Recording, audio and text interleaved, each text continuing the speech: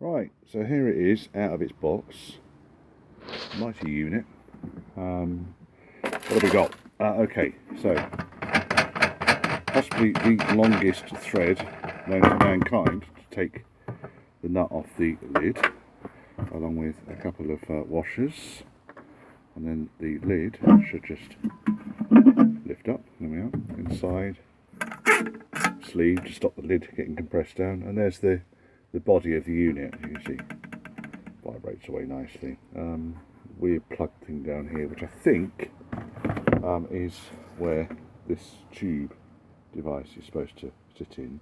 It's got a more robust tap system than some of those American reviews I've seen, where there's just more of a clamp on here. And I guess that's if you wanted to use some fluid in your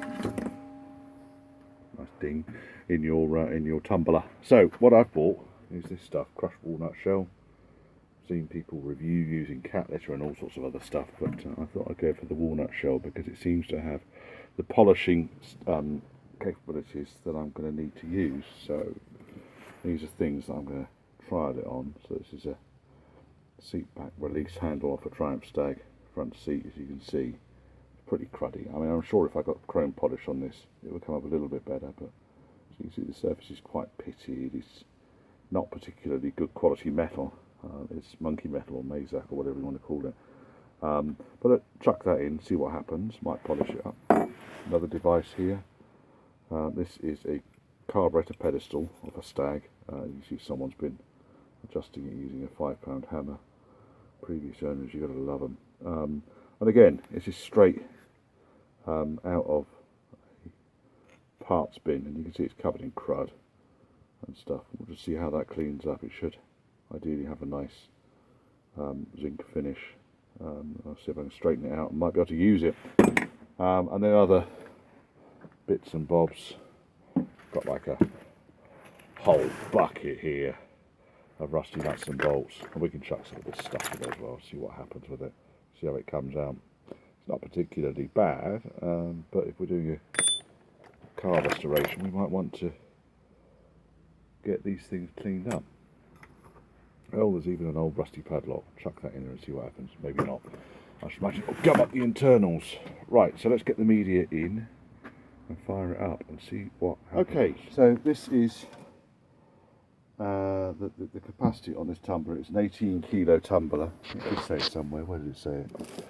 Probably on the detailed instructions, certainly in the box. 18 kilo tumbler. I bought 5 kilos of media, of which I've used maybe 2/3, maybe a bit less than that. I can weigh that, of course. I don't have the scales. Oh, I've got some scales up here. I'll do that in a second. But what I've basically done is partly filled it. We turn it on using this little switch down here, and we can see what happens inside here. Yeah, there's a fair amount of vibration. I wouldn't say it's particularly loud. It's the whole thing there. Can't feel any vibration. There's a slight vibration on the bench. But this thing is, whoa! The wife might like that. Right, okay. So then, I guess, it's a bit noisy when we start chucking things in.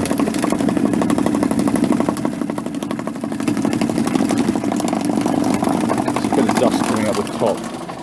So I'll probably want to close that off. Let's just chuck some nuts and bolts in there. Maybe a wheel nut.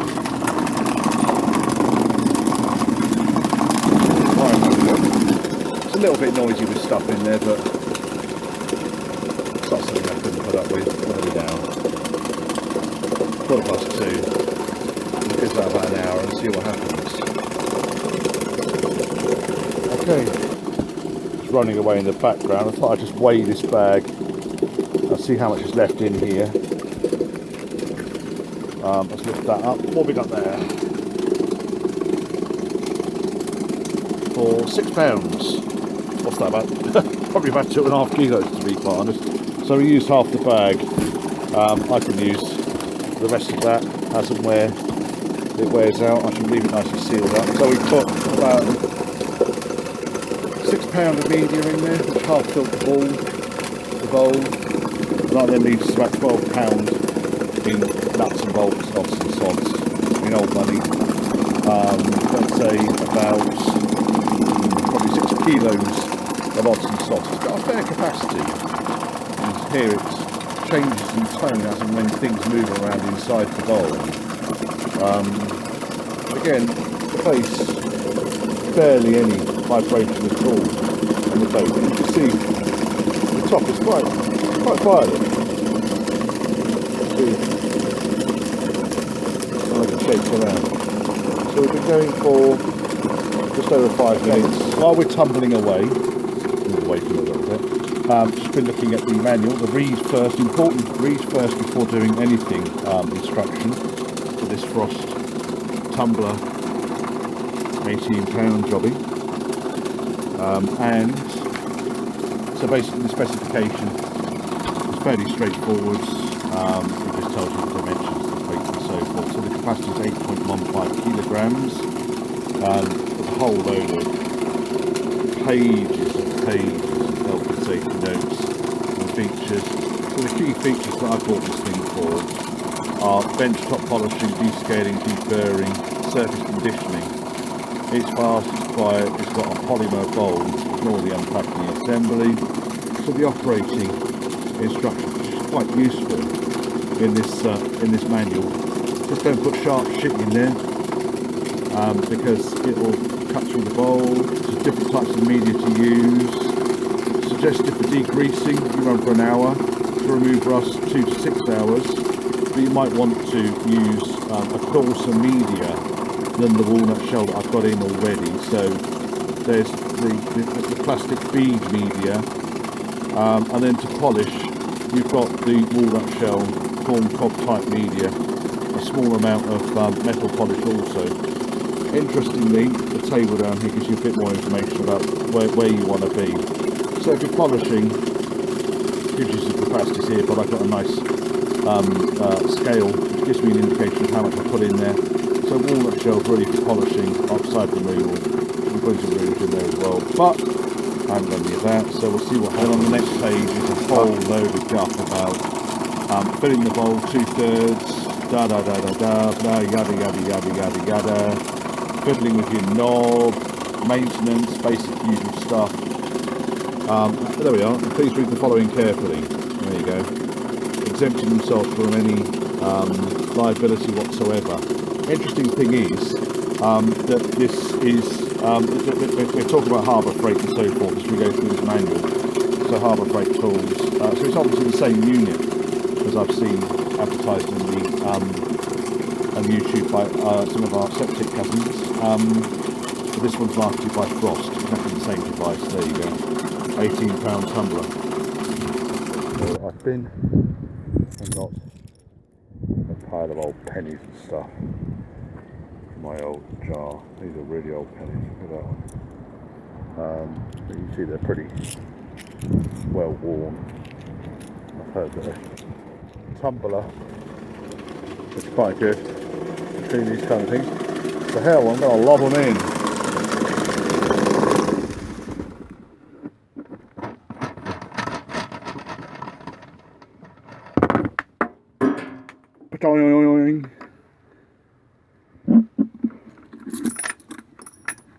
And there you go. On it goes.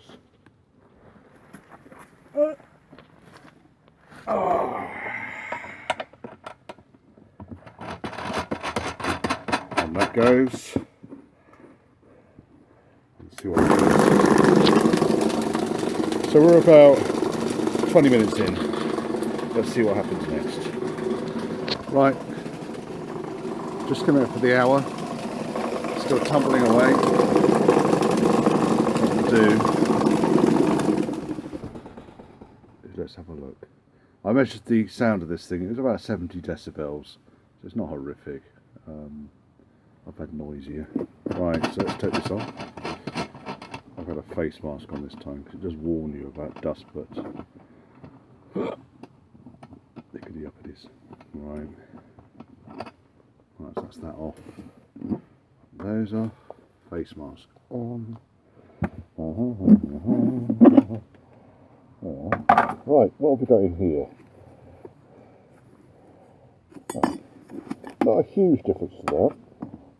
So I'll tell you what, it feels a bit smoother. What else have we got in here? That one definitely feels smoother, so it'll probably come up with a bit of metal polish now. But, I mean, I could have thrown metal polish in here. There's a fair bit of dust kicking around. Bolts, I mean, that's come up beautifully.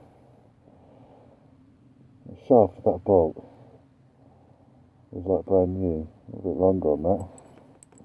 There's a nut turn on it, yeah. That doesn't turn. Pennies. Oh look, there's a very old. What year is that one? 1912. There we go, 1912 penny. Come up quite nicely. Taking this fucking mask off. Right, what else have we got in here? Another bolt, which again has come up very nicely. Right, so let's dig around a little bit further. This one wasn't in a particularly bad shape to start off with. There's a florin. Just drop the damn thing. Florin, it's come out cleaner. You can definitely see where it started to, and I reckon it feels really smooth. And just to rub on my fingers, it's come out quite shiny. Right, so put that down there.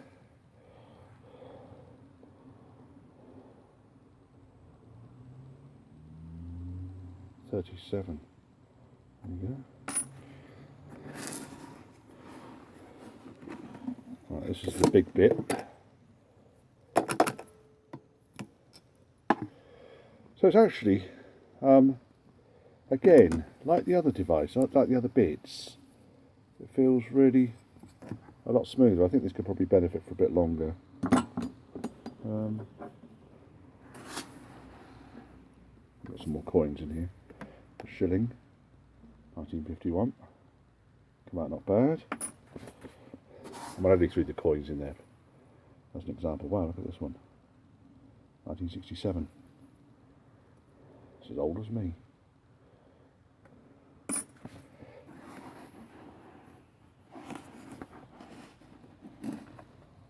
Wheel nut.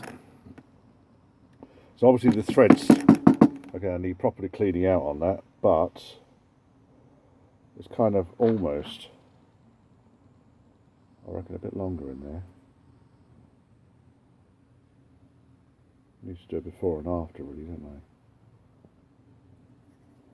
they? Need some going with the blast gun.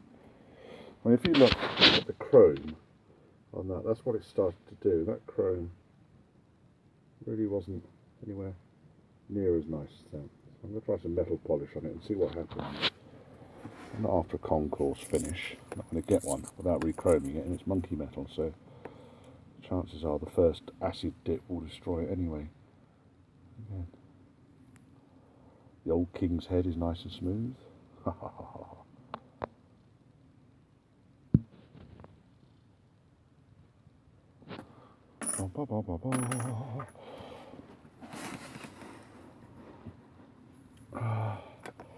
that one come out well. So there's different ways of cleaning things. I think this is just one of them. And again, that one's come up really well. 1937 coin. These were all quite dark when they first went in. They come out quite shiny now. Copper coins. I think that is the lot. There's nothing else in there. So I'm quite pleased with that. That's just an hour in the tumbler. I'm going to give it a little bit of a wipe over with some polish now. Right, here's the next thing that's going to go in. I'll try it in the tumbler first of all. It's back in advance of a Range Rover distributor. It's steel and aluminium, a mixture of the two. It's dead, the vacuum unit inside the die, so it will need taking apart anyway, and new dials I'm putting in. But to be quite honest, they're that cheap and available, these things. It's completely sacrificial. I just wanted to see how it came up, really. can see it's got some of the original plating on it, but if I scratch it, it's just dirt. That edge that comes off there, but the rest of it is knackered. So I'm going to chuck it in and see what happens. Right, on this glorious evening, he's pissing everything out there. What I've basically done is I have worked this straight, or straighter. I had nothing to lose because it was so bent and twisted. I've straightened it. I think part of the problem was that shaft that the throttle linkages sit on has been welded into place, and I've got a feeling it's probably bent by the bloody factory because it wasn't welded in straight. So what I've done is I've managed to manipulate it so that everything now sits perpendicular to itself, but obviously there's quite a few hammer marks and so forth on it now. So what I'm going to do is sling it back in the tumbler. So I've had this thing running a good couple of hours now. There's some odds and sods in it. Take it off, and we'll see how this stuff is coming on. I'm going to shorten this thread. God's sake.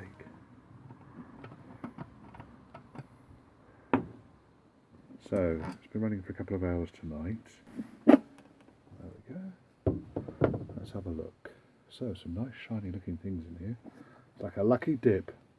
Right, so first and foremost we've got the vacuum advance unit, which was a bit knackered, which I threw in there just out of interest.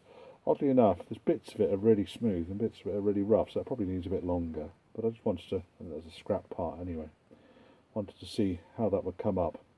If you remember, that was pretty mucky, genky when it first went in there, so we'll try that in a minute. What else have we got?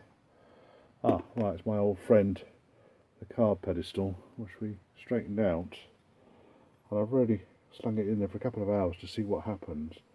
You can see it really has cleaned it up very nicely. I think that's pretty much ready for a bit of plating. Other bits, so here's another part of that unit. As you can see, it's cleaned quite a lot of that up nicely. What I did, I took the precaution of removing the bushes out of the brass. I didn't want them to wear down. Here's the old bonnet plunger. Let's look at that. That's really cleaned up nicely. I reckon that might even undo now. But again, that's ready for plating, really. I'll dismantle it, stick it in the plater. There's another piece of that carburetor pedestal. It really has a rather nice job. I can go there. What else we got? Oh yeah, this was an aluminium part which I just threw in there to see how it will come out. To be honest, it's not a huge amount different. So it's not made a huge amount of difference to that at all. It's funny, it's even off the gasket on the bottom of it. Still there.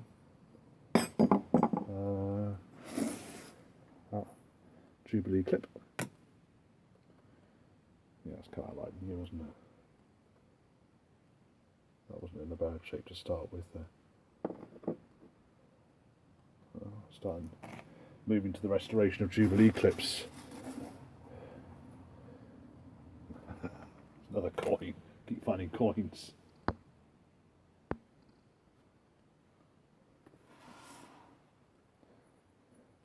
Right, so here was the rusty nut and bolt that went in there. That's not bad actually. Might even be able to turn there. It's not bad at all. The thread looks nice and clean. Can't really see it.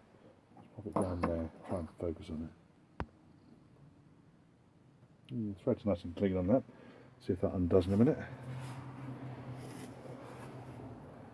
Ah, another Jubilee clip. So this one had quite a rusty end on it, and basically you can see that all of the stainless part of it has cleaned up really nicely, and probably find, once that's just put a jet of air through that, that it becomes quite useful. Just done that one. Anything else in here? No, I think that's the lot. So, all in all, these bits, they've had about 3 hours in there, and to be honest, I'm happy with that. I mean, okay, there's some marks on there, but where I belted it with a hammer, it's not going to fix that. But the surface is really nice and smooth and clean as well. So when I get to my plating kit, I can just plate that back up again and reassemble it. A bonnet plunger, happy with that. I'll see if it comes apart next. If it comes apart, then I'll use it again. If it doesn't, then it was an experiment. Nice. That's a spring that went through earlier on. That cleaned up nicely. The only disappointing bit was this alloy part, aluminium, whatever it is, alloy casting. Didn't really do anything to that at all. But that, it did. Very sweet. You can see, the problem with doing this is you end up filled the bloody vacuum advance up with sand. But as I say, it was a crap part anyway. So it cleaned up nicely. Wouldn't suggest putting these sort of things in to a tumbler, but it was filthy, and I thought I'd give it a go.